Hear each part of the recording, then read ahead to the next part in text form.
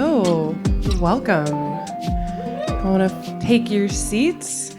Welcome to Analog at the Hutton Hotel. My name is Micah Kielbon. I'm the lead producer of the Slowdown, your daily poetry companion, podcast from American Public Media, and welcome to Slow Take.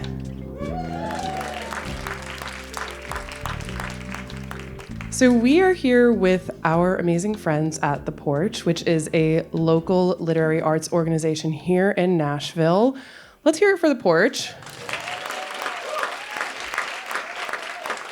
I'm sure that their amazing work is why so many of you are here today, or maybe hearing Major tell you on promos for the Slowdown that we're going to be here in Nashville, and we're really here tonight to celebrate the Nashville literary community. We have amazing local poets. And what we're here tonight to do is really reflect on the mission of the Slowdown and the mission of the Porch to bring poetry and writing and reflection and the arts into our daily lives. The Slowdown has been a part of your life since 2018 for over 1,300 episodes, and those have been some pretty cacophonous years. I think a lot has happened for all of us. And I'm just grateful to share this space together and talk about poetry, do some poems. That's our job here. All right, so I have some local poets for you tonight. Mark Jarman, Kate Daniels, Ciona Rouse, Didi Jackson. So I have a local musician. I don't know if y'all know this. We're gonna have some music tonight from the amazing Tia Sillers. And along with our hosts, we're gonna join forces in an expansive conversation about the daily noise we interact with, how conversation and sharing poetry, stories, and reflection shapes our experience of the everyday. So it is my honor and pleasure to introduce your hosts for the evening. First, Jad Abumrad. Jad Abumrad makes audio stories and is a musician. His shows, Radiolab, More Perfect, Dolly Parton's America, Unerased, and The Vanishing of Harry Pace have been downloaded over 1 billion times. I will say Dolly Parton's America changed my life as a podcast producer, gotta be honest. Jad is a recipient of 3 Peabody Awards and in 2011 was named a MacArthur Fellow. He is currently a distinguished professor of research at Vanderbilt University. You'll hear that university name a lot tonight. He's working on a new audio project that will debut in late 2025. He also recently announced new work as a co-creator, co-librettist, and co-composer of the innovative choral theater piece Portal. Our other host for the evening is the poet Major Jackson. Major Jackson is the host of The Slowdown and the author of 6 books of poetry, most recently Razzle Dazzle New and Selected Poems. Jackson is a recipient of fellowships from Guggenheim Foundation, National Endowment for the Arts, and the Academy of American Poets. He's the Gertrude Conway Vanderbilt Chair in the Humanities at Vanderbilt University. He also serves as the poetry editor of the Harvard Review and is the inaugural recipient of Patricia Cannon Willis Prize from Yale Library. And really so excited tonight to be in Nashville to celebrate Major's time on the show. It's been over 2 years, over 443 episodes. I'm gonna say over because I've asked you to read more copy than that. Without further ado, thank you so much for being here. And here's Major Jackson and Jad Abumrad for Slow Take.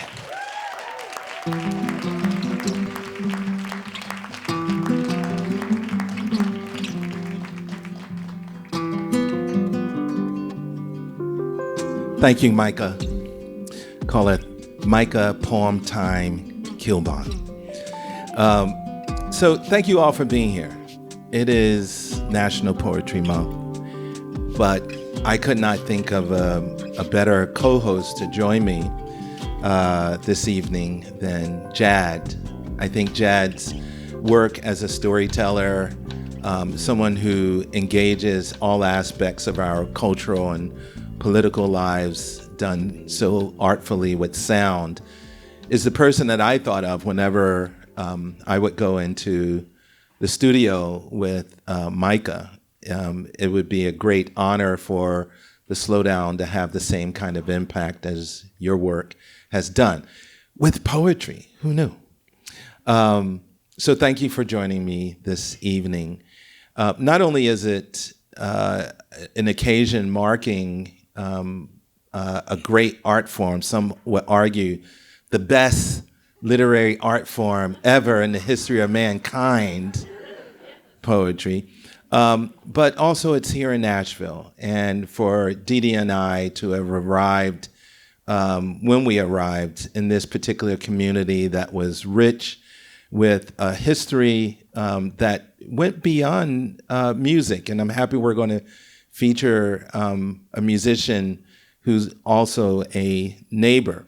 But it seems like I grew over the past 2.5 years with Micah as my teacher and with my colleagues at Vanderbilt University, with the poets, with my friends at the Porch, who have hosted events like this that have truly enriched my life. And I also want to say, I said I would never move to a city that did not have a book festival. The Southern Festival for the Books has been an amazing locus of activity and a window into the amount of writers that are just either a state away or multiple states away. But this is a destination for writers. So we're here to celebrate that as well. Oh, and I just want to say I'm really excited to be here with you, Major, to celebrate you because I was just looking at the number of episodes that you've created for the Slowdown over the last 7 years. And I think it's 1,300. Is that? There's 1,300 total podcast episodes, and I've contributed 443 of them. That is astounding. Yeah, thank you. Astounding. I would love to take this moment to mark your tenure by asking you some questions to reflect, because I know we're going to have some other poets here who are going to read their work, but maybe we could focus on you for a moment. How exhausted are you? Oh man. Well, I've since bought a pull-out couch in my office. It seems like I was writing quite a bit. Those 443 episodes, however, were so to encounter that many poems has totally enriched my soul and also strained my eyes in a good way, I think. But what drove me was the amount of space that I felt like I was giving to emergent poets, established poets, poets who are part of our canon but maybe forgotten. I didn't mind losing sleep in the interest of our larger literary culture. Gotcha. Yeah. I'm curious, the very first time we talked about poetry, you and I, which is when I was first joining the Vanderbilt community, so this would have been 2022, you showed me this tremendous archive that you have of, I don't know where you've got, you were saying it, like estate sales and garage sales, cassettes full of the voices of Walt Whitman, T.S. Eliot, all of these people, like incredible, like just this library. I'm curious to know who are the voices that filled you as a poet and that made you want to do this. Yeah. My audio collection probably is mainly cassette tapes and CDs. So the technology, I don't listen to them as frequently as I used to, but there was a recording that was put out in the late 80s, early 90s called A Century of Recorded Voices. And it was a well-curated collection of American poets for whom the source was in the Library of Congress. So you had people like Edna St. Vincent Millay, all the way to Lee Young Lee. Before, I want to say listening to those particular poets was ultimately my education. But there was definitely some poets for whom, like Frost reading Burgess, for example, is in my ear, and poor Micah has had to bear with me doing imitations of Robert Lowell. Nautilus Island's hermit heiress still lives through winter in her Spartan cottage. You know, I would break out. You know, we have in our lives a poet named Yusef Kumanyaка, who also has a very distinguished speaking voice. I want to say it was listening to those poets that really attuned my ear as a poet. I've read them, but listening to them, it gets in your body. Yeah. And for how do you make the selections that went into those 400 episodes? I mean, because do you start with a set of criteria? I want poems that do A, B, and C, or because it's daily, is it sort of just embrace everything? It's the very democratic. That's the first thing, is that I wanted the show to be as inclusive of all voices that constitutes our polis. And that meant, yes, I will definitely find poems in journals, very esteemed journals, but I'm as interested in the online zine. So there were a few of those that I subscribed to that do a poem a day. Micah was a great source. Friends would be on the lookout. Finding poems wasn't difficult. There would be publishers that also would send you galleys of forthcoming books. What was difficult was finding the story to match the poem. And in that particular sense, one of the things that Mike and I talked about early on was being careful, and the other producers, being careful of not turning the podcast into a classroom, but a space where we might encounter through the poems and maybe through the anecdotes some of the very real humane situations that we are likely to, it's more like poetry as an applied art rather than poetry as something that's studied in the halls of academia. Yeah, yeah. And I'm curious, like, why? What do I want to ask you? I'm thinking of the last episode where you signed off. Yeah. Where you read, it wasn't actually you reading, it was your poem, but just you heard dozens of people reading your poem, Why I Write Poetry, which is it's a hilarious poem. I love it. But you said something on the way in that was struck with me. You said you love how poetry forces us to adjust to each other. I think that was the phrase. I'm wondering if you can expand on that. Yeah, I've been thinking lately about this moment right here. We're about to hear 4 poets tonight, and listening to each other it takes effort sometimes. It's not an effortless thing. We're thinking about the laundry that's left, and we're thinking about quite possibly dinner, maybe thinking about work. To concentrate, to invite someone to listen to your words, it's a gift to both read before them, but it's also a gift to listen. So we have to make room. We have to make room mentally. We have to make room emotionally. We have to open ourselves up to a poem.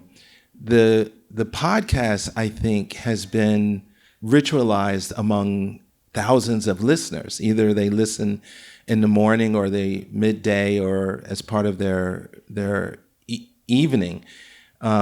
Everyone that I've talked to, the poem eventually comes back to them. Like, you open up space for the words of others, but eventually the poem is you and the poem, and the words that are left there.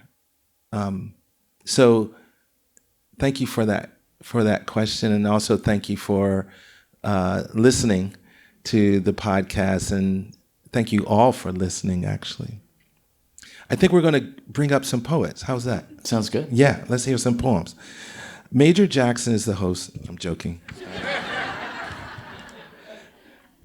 Mark Jarman's most recent collection of poetry is Zeno's Eternity from Paul Dry Books in 2023. He has also published 3 books of essays about poetry: The Secret of Poetry, Body and Soul, Essays on Poetry, and Dailiness. His honors include the Lenore Marshall Prize, the Poets Prize, the Balcones Poetry Prize, and a Guggenheim Fellowship. He is Centennial Professor of English Emeritus at Vanderbilt University, where he taught from 1983 to 2020, when he retired. Kate Daniels received her MFA from Columbia University School of the Arts. She is the author of 6 collections of poetry and the editor of 1 collected volume. Her honors include a Bunting Fellowship at Harvard, a Guggenheim Fellowship, 2 Best American Poetry selections, Pushcart Prize, and election to the Fellowship of Southern Writers. Her poems have been anthologized in more than 75 volumes and have appeared individually in journals such as American Poetry Review, the Southern Review, Oxford American, and Plowshares. She is the Edward Mims Professor of English Emeritus at Vanderbilt, an affiliate faculty member in Medicine, Health, and Society. She teaches writing at the Baltimore Washington Center for Psychoanalysis and conducts community workshops on recovery for people whose lives have been affected by addiction. Please welcome Mark and Kate. Thank you both for joining us. You both have had poems featured on the Slowdown, but we're going to hear 2 poems from you. We'll start with Mark. Yes, poetry, the greatest art. This is just a poem about catching a young student before she fell on an icy path by Vanderbilt. It's a winter poem. So here's this young student. She's walking along. Here's Professor Jarman trudging along, and he sees that she's going to hit a patch of ice. This is called She Twirled Along the Brick Wall, fingertips. She twirled along the brick wall, fingertips clawing at mortar to take hold, and skittering over the wall face like a keyboard, frantic, muted. And I, as usual, was just trudging along, head down, on ice this time, more of a mincing than true trudging, though my soul trudged, when I caught her. Slim, young, padded in pleated fleece, and taller than I, as I helped her stand, she pulled an earplug out beneath her knit cap and said, "Ouch," and said it like a quiet bid for privacy. Paternal, winded, I wanted an assurance, and she assured me with a thanks that meant, just let me cry.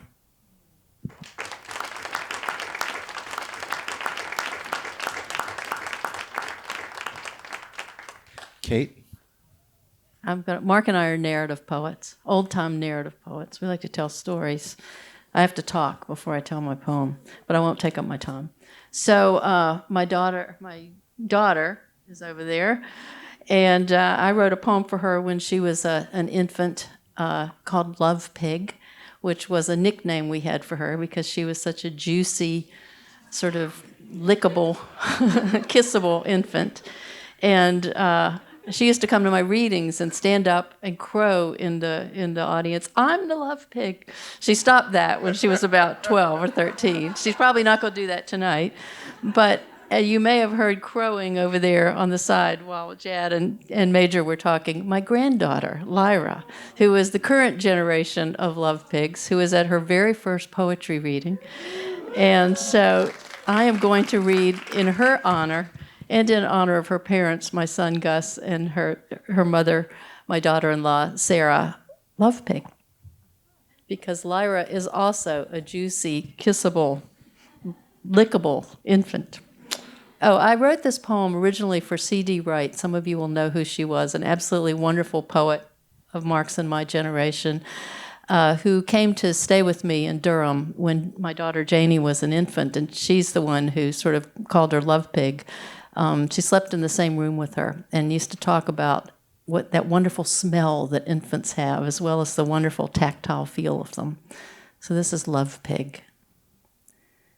You too will love her thighs, the fat sweatiness of them, the toe-curling odor, the bracelets, the biscuits of baby flesh washed in urine and milk. The neck is next best. Fat, too, bejeweled with dried spit, old food, gray gyres of tears and sweat. If you like, I will let you borrow her for a while, and you can burrow down deep in her sweet and her sourness, her soft and her softer.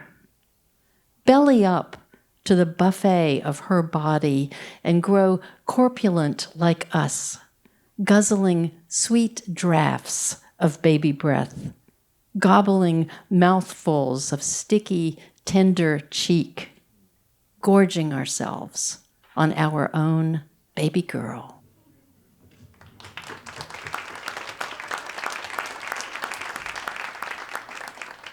I'm curious about how a poem starts in you.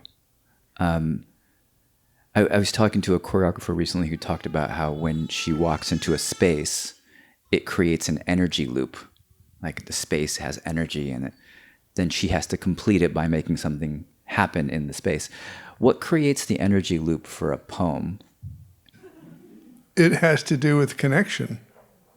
And in the poem I read you, it is a connection that would otherwise be prohibited.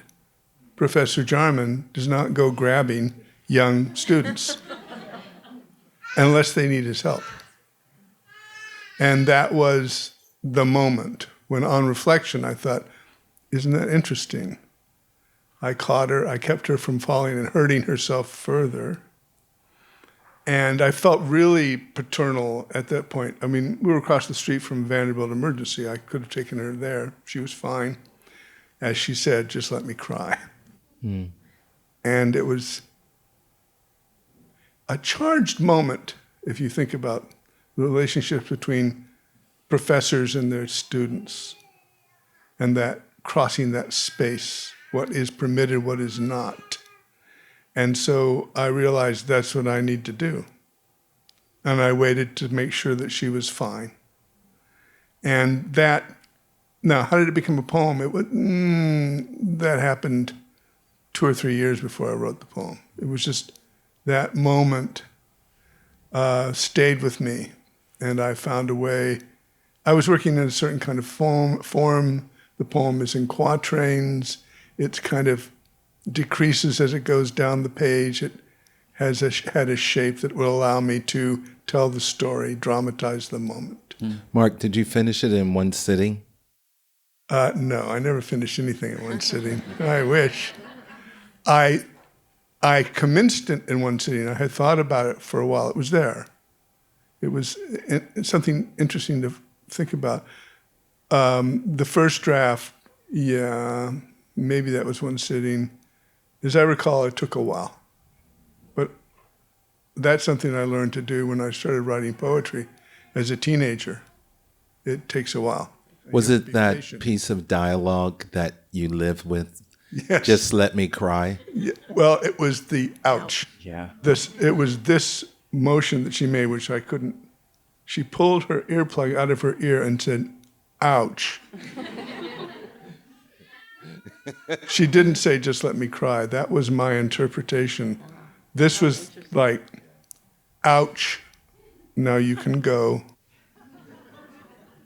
Yeah, just let me cry. Kate, did you write yours in one sitting? You know, I think I did. I was writing a whole bunch of poems. I was overwhelmed in early motherhood when all my kids were little. And I remember, but to answer your question first, mine always starts with the kind of a psychological entry into something like, what is the psychology of this moment? And I grew up in the South, even though my mom was English, and there was this phrase, you know, she or he's so sweet you could eat him with a spoon. And that's what I felt like about my daughter. And I feel like that about my granddaughter, who I think has just been spirited out of the room because she's so vocal. They're so sweet, you just want to eat them. And so then I started thinking about cannibalism. It's and a I think, what the strange hell is that instinct, all right? about? And that was what led me into that. I once tried to do a story about why do we want to bite cute things. Yeah. No one can really explain. I don't think we've covered cannibalism on the Slowdown yet. No, we haven't, yeah. You both are longtime teachers. And as teachers, I'm curious about the precision of poetry. Most people think one sitting and you're done. But clearly you come back and you rework the poems. Maybe you can use those poems as an example or not. But how do you get to precision, and where's the artfulness in poetry? When I have taught poetry writing, I always teach it as a process of vision and revision, right? Mainly revision. And for me, writing has always been a process of revision. So when you ask me, did you write that poem in one sitting? I had it formed perhaps in mind, but it took many, many drafts. And being willing to do that, my advice to any young writers, being willing to be patient and to wait. Not that this should sound too mystical, but I wanted to. The poem will tell you when it's done. It's like a child leaving home, and you have to let it go. That's interesting. Does it tell you just you, or does it tell you through other people? do you know what I'm asking? I know exactly what you're asking, but that's an excellent question. Yes, I have some friends I always show my work to, and who are honest and even brutal. I just had an exchange with one of them, my oldest friend, who's a poet, and I showed him a group of poems, and he said, these two, they're stinkers, get rid of them. But he said, but this one begins in like the second stanza. So, poets talking to each other that way, you understand what it means, is that you've written something that you need to throw away or put away, but you also have something that you need to work on. It's not done, but it will be clearer to you if you will remove part of it in front of you. And your initial question about teaching? So I always answer that I always approached that, and still do, because I'm still doing a little bit of teaching, as we're doing something really countercultural. I mean, frankly, it's one of the things that appealed to me about the Slowdown, was that it articulated my approach to poetry. It's slow, it's mindful, and if you're not on for that, this is not going to be your game. You're not going to be interested in it. And so I always taught it that way, that we're in this sort of like little cult, and we do this weird thing with words in our heads that most people don't do. Everything is too intense for us, and we sort of manage it through these linguistic expressions. So that was kind of always, because that's what it was like for me. Poetry, was one of those geeks who started writing before I could write and read. I would dictate to my mom, and she would write them down, It saved my shit. That's how I made it through life. And that's how I teach it. Because a lot of times, particularly because Mark and I both spent our careers in academia teaching essentially adults, a lot of times, interestingly, these young people who come into these undergraduate workshops, they're embarrassed to be writing poetry. So you have to figure out a way to make it okay for them. So I sort of said, we're in this weird cult, and we're all in here together, and it's really cool. That's interesting that I suddenly was like, oh my God, podcasting is the same way. You almost have to convince people that it's a thing you can take seriously. Yeah. That you're allowed to actually work at hard. Because everyone's like, oh, I'll just make a podcast. Everybody has a podcast. So I wonder, do you have to convince people that poetry is a thing that you can actually spend your life doing? Not just as a vocation, but actually getting better at as a craft. The first thing I say to my said to my college students when they come into a creative writing class, to write poetry, I said, we're going to write poetry. This is the best thing in the world. Yeah. And it's hard, and it's going to take you a long time, and you're going to be frustrated, and we're going to find joy in that. Yeah. Mm-hmm. Yep. Yeah. Amen. Yeah. Amen. It reminds me of a quote from Czesław Miłosz talking about poetry and thinking about the labor of it. He says it's enough labor for a human life. And how I interpret that, like with any art, is that you are a lifelong student of that particular art, and around that emerges a life well lived, a life of meditation, one in which you are attentive to language. Do you have similar quotes that you share with students? Yes. Okay. Stanley Kunitz. was my teacher and my mentor in graduate school. What is the use of poetry if it doesn't say something meaningful about the human experience? I can live with that. Yeah. Yeah. That's cool. So, what does that say about those poems that you can't understand? Like, there's a certain kind of you mentioned narrative poetry. So I'm the like non-poet on the stage. So please forgive what I'm about to ask. We're going to induct you in after. But there's the narrative poetry, as you mentioned. But then there's the other kind that is so layers upon layers of abstraction that it's more like music, or it's more like word salad or something. What about how does that form comport with the quote that you just read? That gave me like a good sort of launch pad, because I would say there's two sort of main modes, narrative and lyric, but what you're talking about is something different. What we used to call, I don't know what it's called now, but in our generation we called experimental poetry. And it was linguistically interesting, but did not stab me in the heart, which is what I need a poem to do, So it made it okay for me to not feel uncool because I wasn't writing those kinds of poems you're talking about. That's what it did for me. Okay. I'm reaching back in my mind for a pithy expression of what poetry is. I think I already said, this is, I believe, Elizabeth Bishop, Vision and Revision. And I know a lot of poetry by heart, and right now I've forgotten all of it. This is a line at the end of a poem by Robert Frost that called For Once Then Something. He's looking down at a well, and he sees something. He knows he actually sees a thing. And at the end he says, is it truth? A pebble of quartz? For once then something. And for me, that is the heart of a poem. You have got something. It's real. And what you're trying to do in the poem is provide the dimensions of that real thing that you can only perhaps picture. You're not even sure it's real, but it's something, and that's a powerful word, something, because it's not nothing. Yeah. Thank you, Kate. Thank you, Mark, for joining us on stage and for your poems and teaching.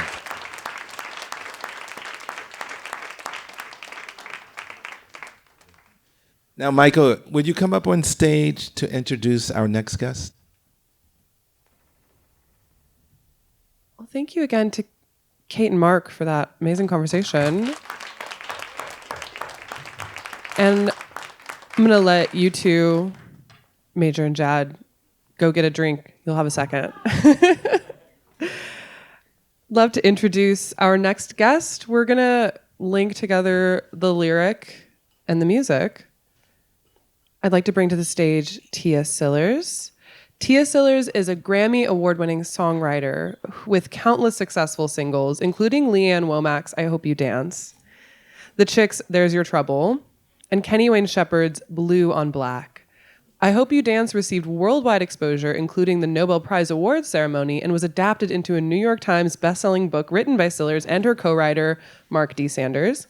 In addition to winning Song of the Year at the 43rd Annual Grammy Awards, I Hope You Dance was named Song of the Year by CMA, ACM, NSAI, ASCAP, and BMI.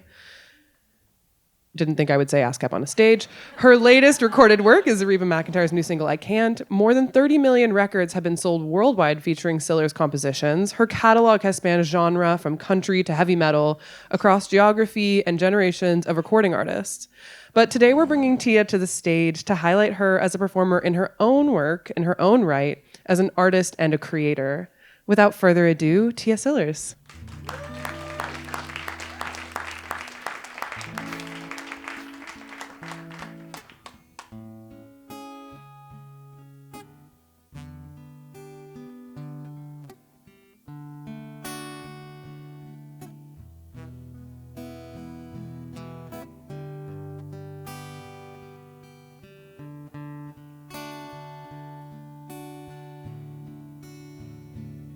Here we go.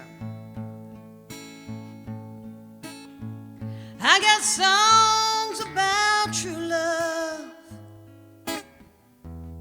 and songs about the lack thereof. So gorgeous they cut straight to the core. These days the skin I'm in is a hair's breadth too damn thin. There's a whole lot of blood left on the floor. Ooh, tale of a troubadour.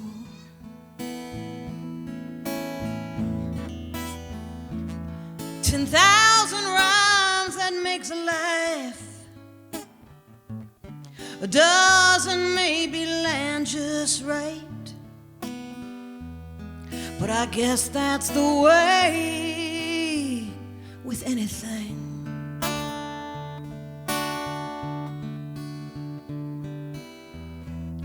Cause the game is rigged, the odds so slim. And still we swing again and again and again and again. And there lies the reason the caged bird sings.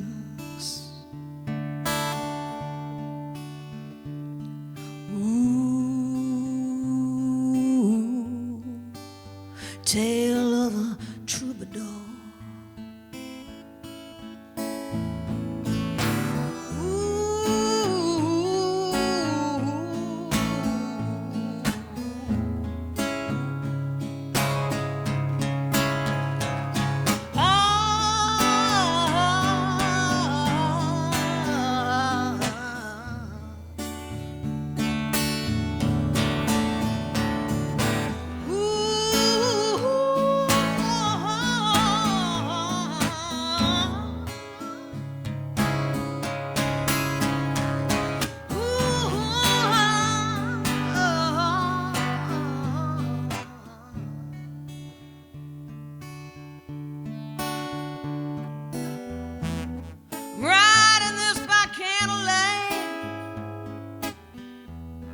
Flickering is warm and kind.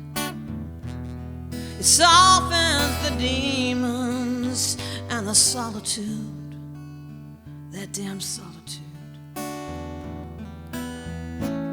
And I must admit I like the way it hurts my fingertips to play these strings that ring. Come back, friend. Come back, fool. And I always do come back for more. Tale of a troubadour. Oh, I always do come back for more. Tale of a troubadour. Oh, I always do come back for more. Tale of a troubadour.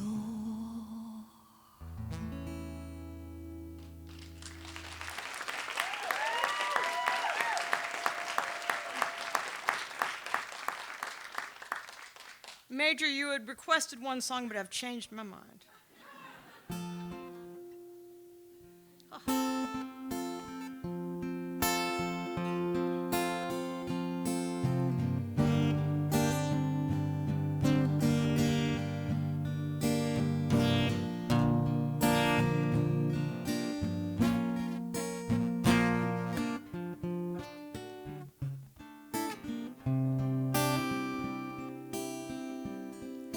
Cassiopeia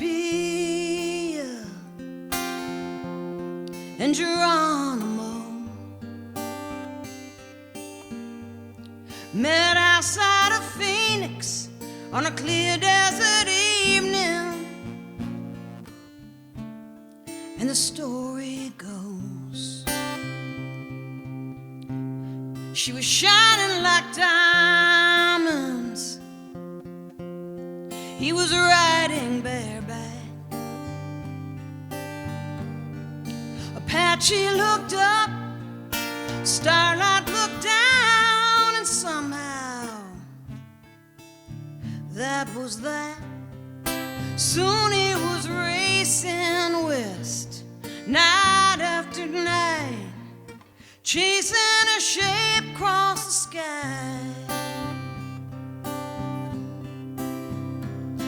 Love, we love who we love, who we love. Dream, we dream what we dream, what we dream, what we dream.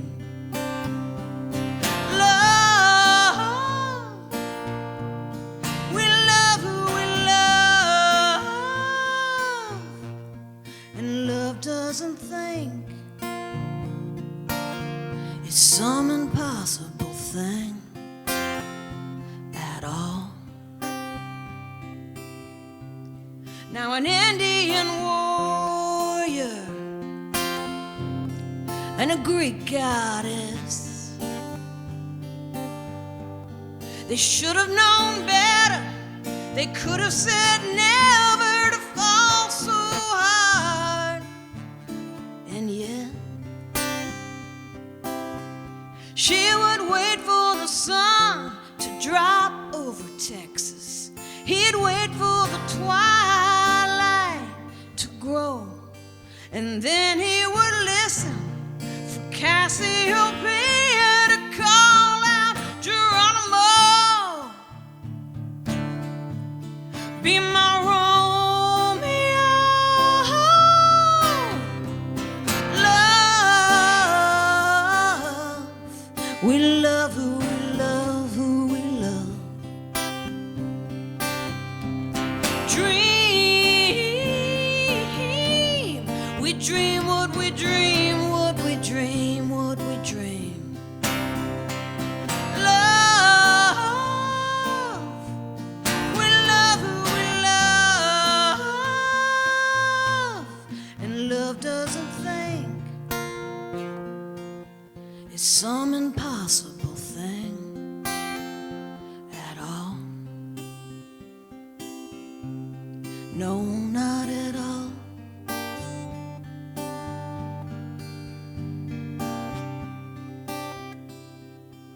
So all you rich girls and poor boys, all you Johnnies and Joes,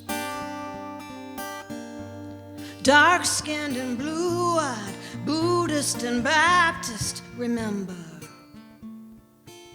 Cassiopeia and Geronimo.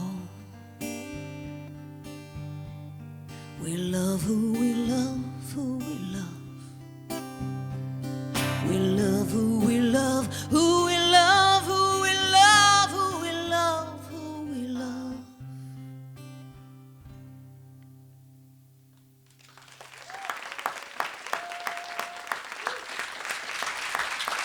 And I have not been this intimidated in a long time. What an astute and articulate crowd. My gosh. I think no reason to be intimidated. You were absolutely amazing. Another round of applause for Tia Sillers. Thank you so much. We're going to ask Tia to come sit in the hot seat on the orange couch here. And I'm going to ask Jad and Major back to the stage. And we'll talk a little bit about your work. Thank you so much.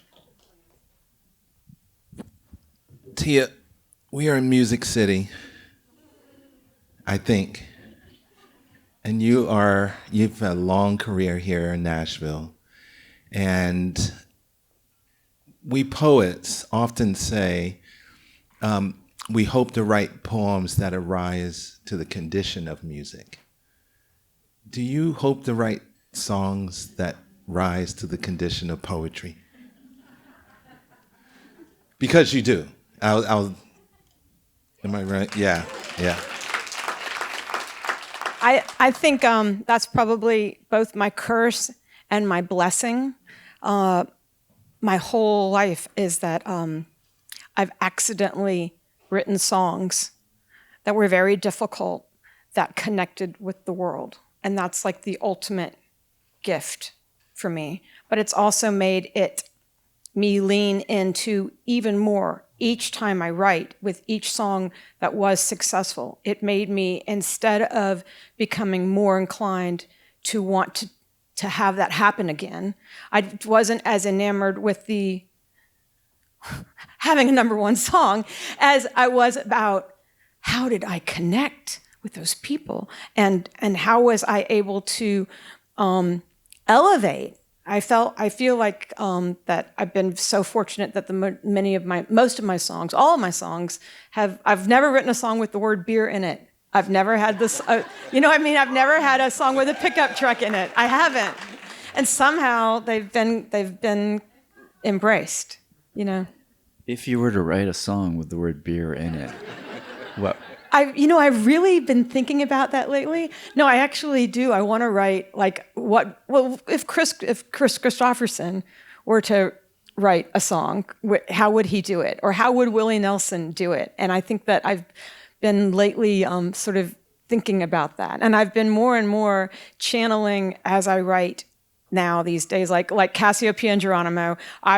I think that Willie Nelson should sing that song. I think that he would kill it, right? But that's what I'm often doing now. I'm channeling, like, what would Chris Christopherson write these days? Like, I'm really asking myself that. You said accidentally. You accidentally write songs. What's the accidentally part? Well, I mean that a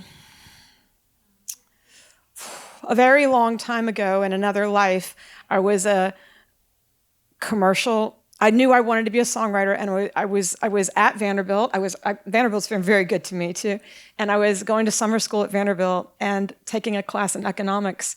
And I met another guy who was also a Vanderbilt student, and he was playing a gig down at Amy's, and he was this incredibly hot, sexy fella, and all the women were in love with him. I was not. I was just more. But I thought I was already having this inkling of secretly writing songs and poetry and everything like that all this time. And he mentions at the end of the class I should come see his show. So I did, and I came to a show, and it was my first experience watching someone on stage with tremendous charisma and wattage. He had the qualm, to quote Jerry Maguire, the magic qualm. And I was like, wow, this guy could be a star, but his songs were terrible. And so after class the next day, he asked me how I liked the show, and I said, I think you've got a lot of star power, but you need help with your songs, and I think you ought to let me do that. And I started writing with him, and then I went away back to college. I was going to Chapel Hill, and while I was back in college, he got a publishing deal, and then he got a record deal, and all these things, and then I got my first hits through him, writing these songs with him, and they were like super hyper intelligent songs.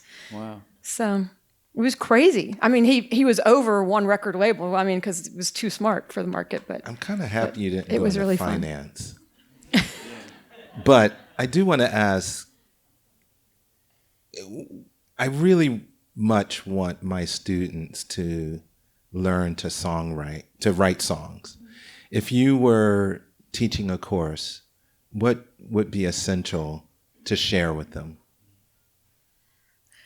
One of the things with poetry, as I was listening to the two poets today, it really struck me that they very much saw an experience, or they were experiencing something very real, very visceral, and then they were trying to capture it through an economy of words, right?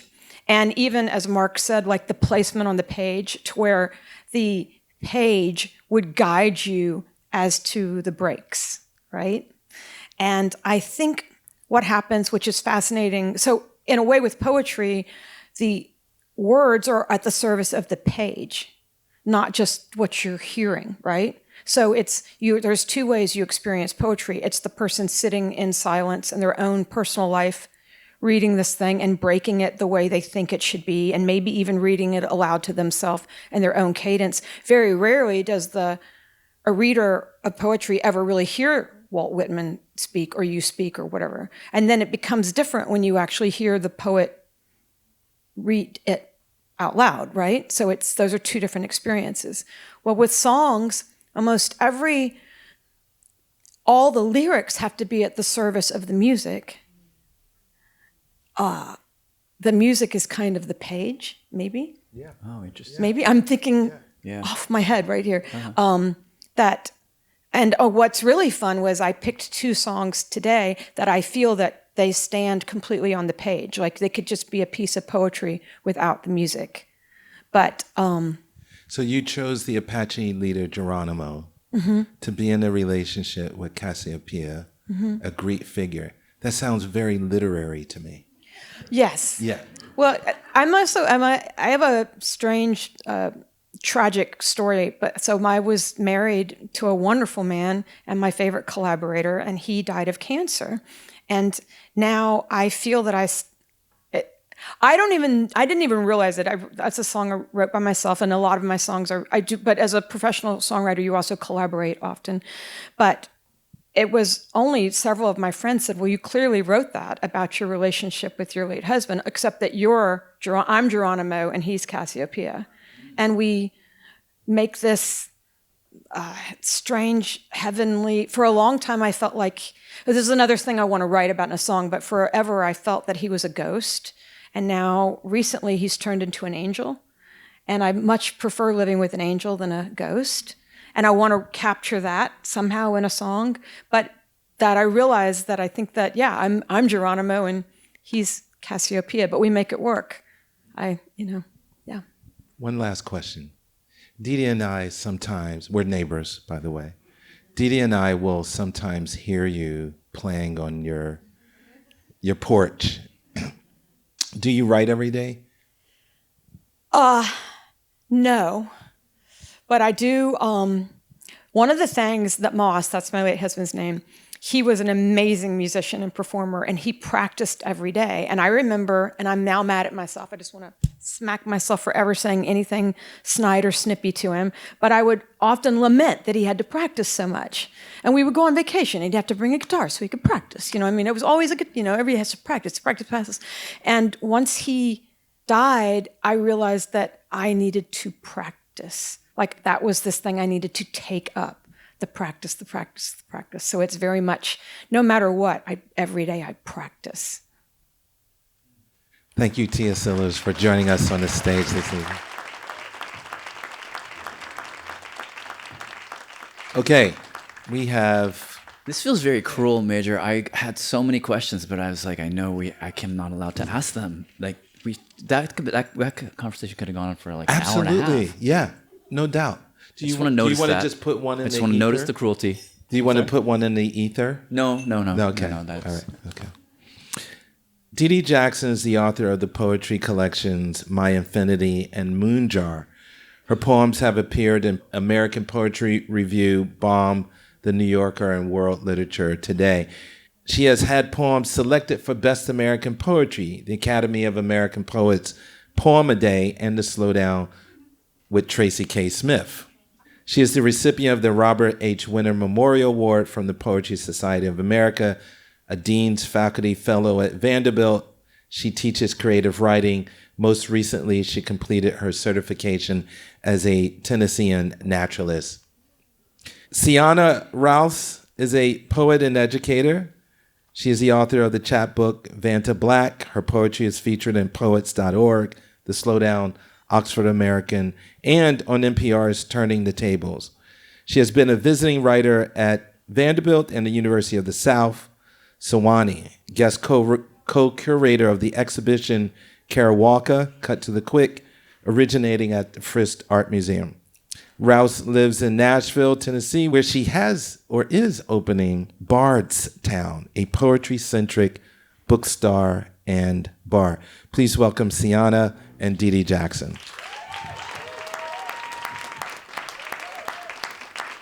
Didi, can we start with you in a poem? Sure. Thanks. This poem is titled Wild. I don't think I need to really say much about it. Yeah, I'm just going to go straight in.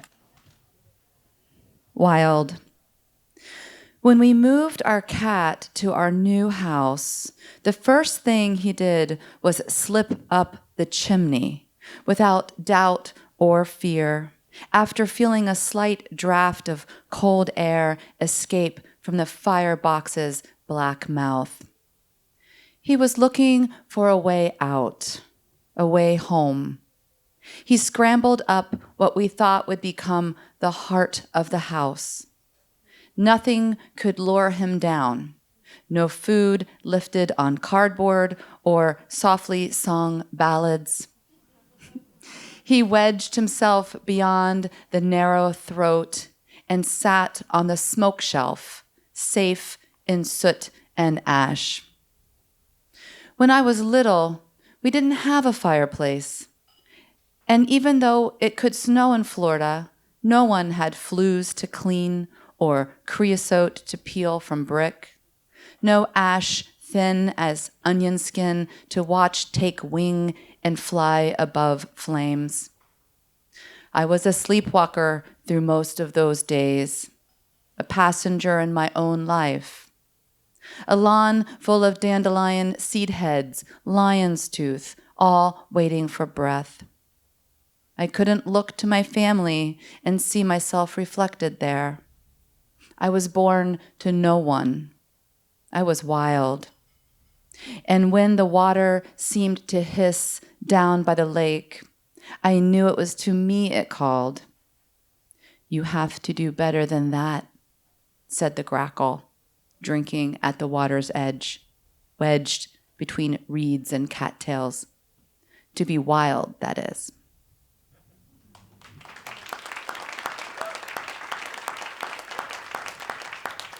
Ciona. So wonderful. Thank you for the invitation to be here and to sit next to Didi and read work. And thank you to everyone for being here to hear poetry aloud. I do have a setup, and it's probably long. But it may be longer than the poem, actually. But the poem I'm reading, I've been studying the Chamberlain-Cahn Act of 1918, in which the government decided that it would be the law to arrest women to protect soldiers from venereal diseases. And so in the process of doing that, I saw an image in...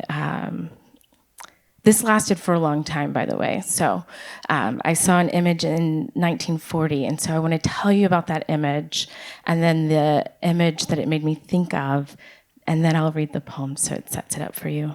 So that image that I saw was a World War II poster by an anonymous artist. It has a woman, a white woman, though her face is shaded and shadowed to be maybe more of an ambiguous skin tone. And she is glancing backwards over her left shoulder, her large eyelashes completely obscuring her eyes. She has this fully made up face. She looks like a vixen holding a cigarette between her bright red lips. She has on a red beret. And the backdrop is this shadowy gray-blue. Above her head, in red letters, a message says, "She may be," and it has ellipses. And then at the bottom, it says, "A bag of trouble. Syphilis, gonorrhea." So a bag of trouble. And so we had, And so I immediately, though, saw this image, and I do often write in response to images, so it made me think of course, an image you may all know in 1943, so just a few years later, by J. Howard Miller, the "We Can Do It" poster. Also, a woman wearing red on her head and flexing her bicep and wearing a steelworker shirt, looking straight, at us. And feeling empowered, also fully made up, and another propaganda poster, right, to get women to work in the industries that the men had left in while they were overseas. And so I want you to imagine those two images as you hear this poem. We can do it, bag of trouble. Eyes, different but both ready, telling you what she wants, just what she can do. one flexing her bicep, one crooking her neck, one the fine wine, one the wild tannin, one protecting capitalist lusts, one feeding the virile stallion, one fastening and twisting into 10, the other, maybe yes, the same. She's crisp and clean, but smells of oil and iron, and she has fresh chantilly clinging to her clavicle.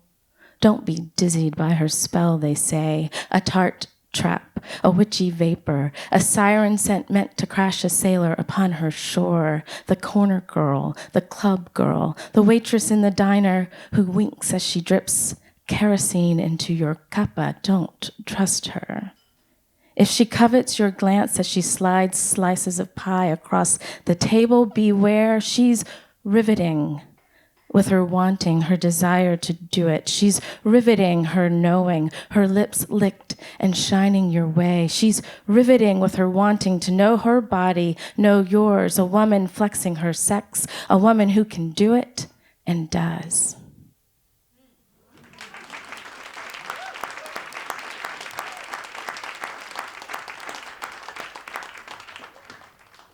It's a very powerful poem.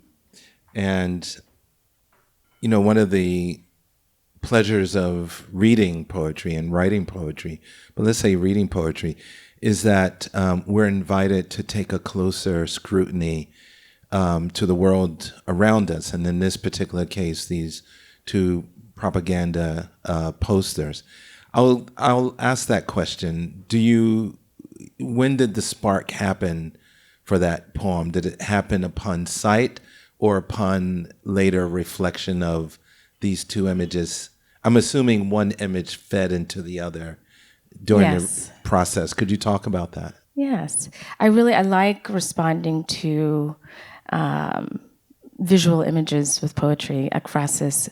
And so that's a practice that's very natural to me because I see something and I want to put language to it. And so immediately in seeing this image and thinking of both of these women and how they were used and positioned in propaganda, yes, and it did flow rather quickly once I saw them together.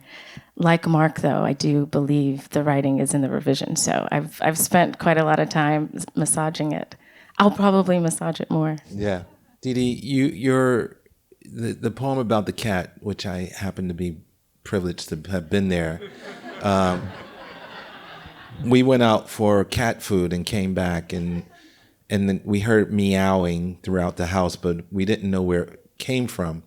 What you leave out, which is very interesting, is this was your first day in the house, our first day together in the house, and you climbed up in the chimney to get the cat. That makes it sound like I was a contortionist. I mean, I wasn't all the way up in the chimney. Kind of contortionist. I had to bend certain ways, for sure.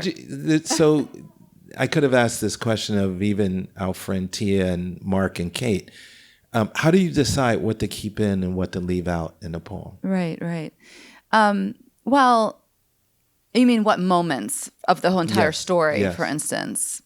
Yeah, I mean, I don't think nothing was made up in there. I mean, I also feel that we have the liberty to add details too. Like there could have been some more interesting things that could have happened in the chimney that I might have added to the story, but I didn't have to do that because the story truly was crazy enough. I was trying to think of why the cat was going for the air. And I mean, he had also, in the cat's defense, just had a plane ride, was kind of drugged, but I don't think the drugs really worked, so it gave him more energy instead of less. I mean, it was just a nightmare. And we thought he was safe. And in Florida, this is where the second part of the poem comes in. We have fireplaces in Florida, but it's rare, and you hardly ever use them. You might use them twice the whole year, and you get excited if you have one. So I didn't grow up with a fireplace, and so that made me want. We just dropped the cat off, and I thought, oh, we're safe. He's fine. Easily could jump up and get up into the chimney. So that's what one thing led to the next with the chimney, and then my experience in Florida and what that means. Yeah. I was very struck by the grackle at the end. Speaking of, I'm just curious where how that figure appeared to you, as a poet, not so much as obviously as a memory, but. Sure. I write a lot about birds. People who know me know I write, but there's a lot of birds in my poems. But that wildness, I lost my train of thought for a second, but why the cat wanted out was to be, in my mind in the poem, to be wild. And that made me think about, where's my wildness? When did I want to be wild? How tame am I right now? In relationship to that poem, the poem you just read too. And the grackle was kind of like the speaker for the wild in that moment. I grew up on a lake. That's true. All that's true. Grackles would come in hordes by the water's edge, but the grackle was the speaker for the wild and the wild self. It's National Poetry Month, right? Yeah. And what a lot of people don't know, or maybe they've forgotten, is that the Slowdown emerged as a project of former poet laureate Tracy K. Smith.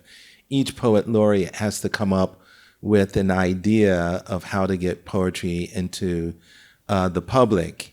Our friend Ada Limon decided to pull together poems in national parks.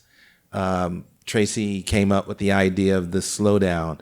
I think Joseph Brodsky wanted to put anthologies of poems in hotels next to the Bible. What would be if you were poet laureate of the state of Tennessee or Nashville or the U.S., what ideas do you have? And this isn't research, by the way. It could be. I mean, several hosts have been poet laureates, so I love this question because I think of it often. I met at Split This Rock conference a long time ago, a guy from Iran, and I used to belly dance back in the day, and so I had been in so many Persian restaurants, and so I knew all this stuff about food. So I asked him what he missed about home, and I just knew it was going to be, some food that then we could chat about. And he said, I miss sitting at the table. I'm getting all my food ideas ready. And he said, and talking about poetry with his friends.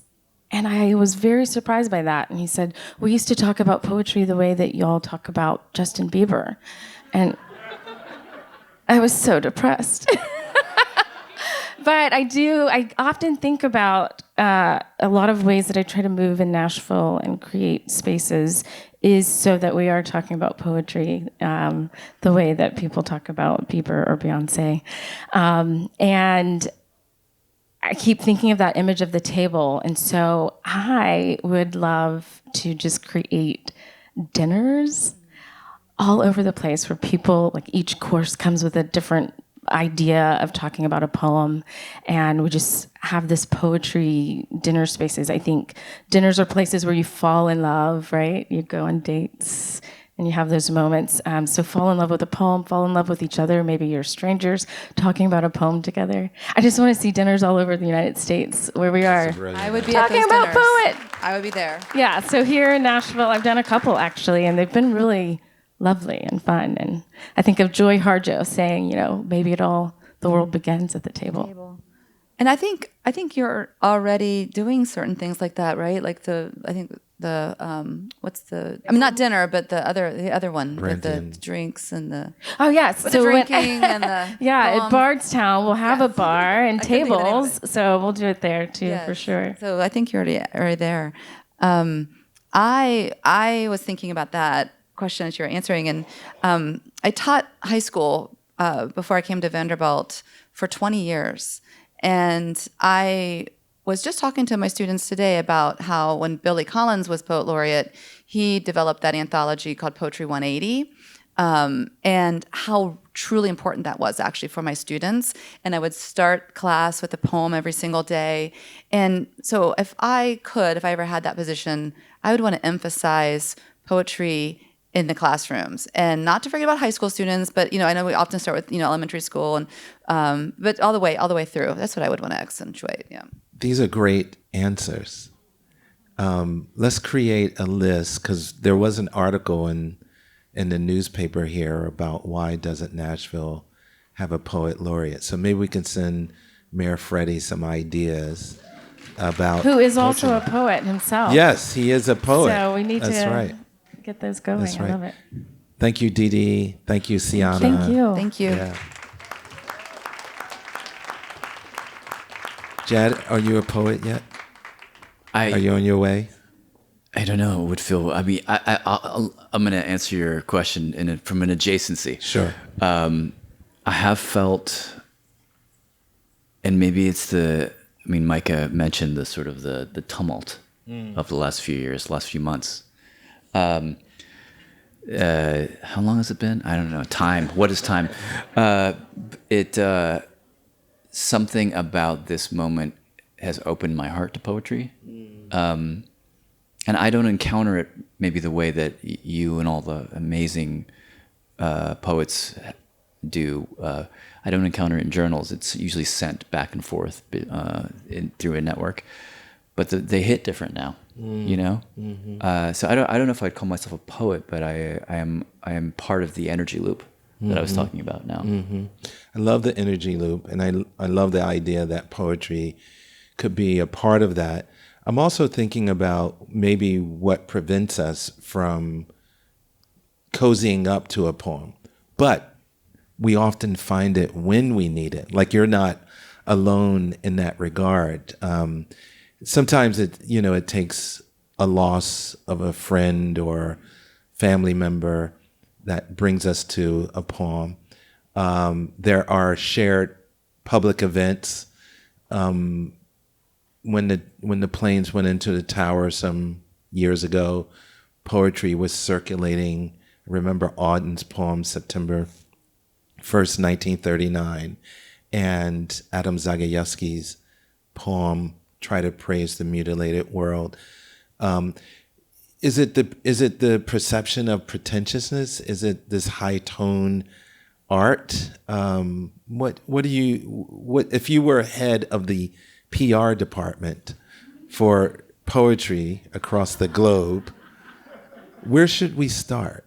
I mean, that's a great question, which is far above my pay grade. One of the thoughts that I take with me from hearing this incredible work read tonight, it makes me appreciate what is sometimes lacking in the discourse about poetry. The discourse about poetry has a bit of a joy problem, but there's been so much joy and so much humor. Say that last part again. I was laughing about the joy. The role that humor plays, yes. The role that whimsy plays, yes. Delight. Right. That poems can do that too. Mm-hmm.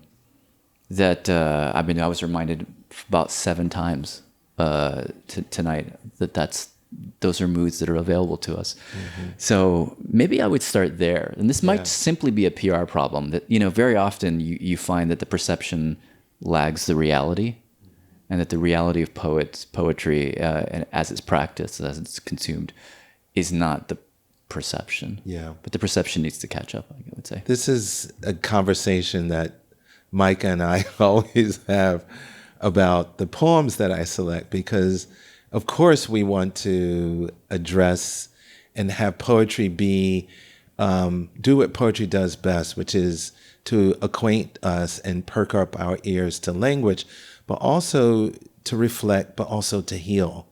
And so a lot of times, the subject matter may be addressing some of the challenges of life, but we are very conscientious about celebrating language, celebrating humanity, to the point that we even seek out anthologies that have a lightness of subject matter. Yeah. Major, I'm just to mark the moment of this being your sign off, really. I'm in denial. I wonder, I mean, this is a horrible question to ask, but in the hundreds and hundreds of episodes you've done and all the thousands of poems you've read, do you find that certain voices, certain poems come back to you and help you heal in this moment? And what are those?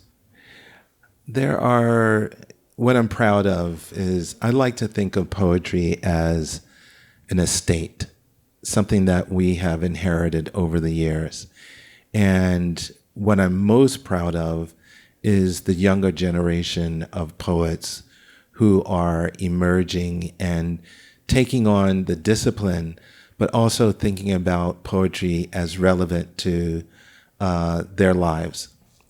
So those poets are there, but we are also consider it really a crucial part of our mission, I think, is to have those younger poets be in conversation with that estate, and to encourage them to kind of reacquaint themselves with those voices. And all the thousands, I would say, are the ones that, interestingly enough, are the ones that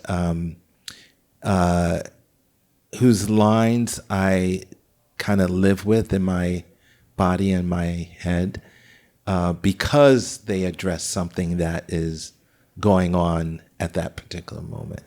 Yeah. I mean, I certainly will take from tonight Mark quoting the Frost last line. Mm-hmm. I'm going to probably misquote a bit for once, then something. Or is that correct? Yes, that's right. That's right. I have another one you can take with you from Frost.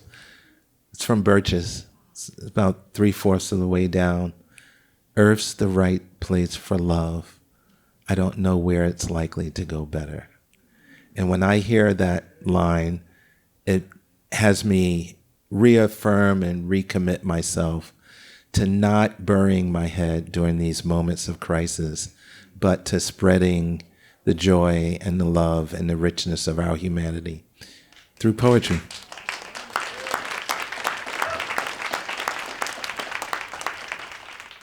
So I'm going to say thank you, Micah Kilbon, for 2.5 years of working together at the Slowdown.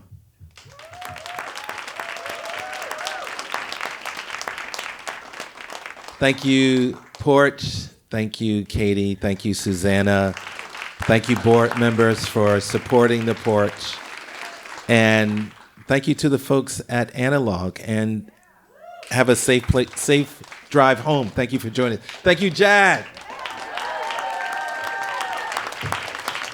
And thank you again to Major. One big round of applause again to Major for everything you do for the Slowdown. Thank you again, Jad. That's all I have, but they have fabulous classes at the Porch, fabulous things to listen to on the Slowdown. We're so grateful to be here. Everybody get home safe.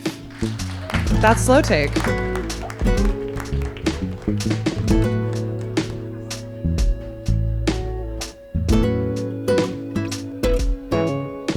The Slowdown is a production of American Public Media in partnership with the Poetry Foundation. This project is also supported in part by the National Endowment for the Arts on the web at arts.gov. To get a poem delivered to you daily, go to slowdownshow.org and sign up for our newsletter. Find us on Instagram at slowdownshow and Blue Sky at slowdownshow.org. Today's episode was produced and edited by our own Maria Wortel. The Slowdown's lead producer is me, Micah Kielbon. Slow Take was produced in partnership with The Porch in Nashville. Special thank you to The Porch's Katie McDougall and Susanna Phelps, and to Analog at Hutton Hotel in Nashville for hosting us. Our music is composed by Alexis Quadrado. Engineering by Josh Savageau. Our digital producer is James Napoli. Additional production help by Susanna Sharpless and Lauren Humpert. Our executives in charge of APM Studios are Chandra Kavati and Joanne Griffith.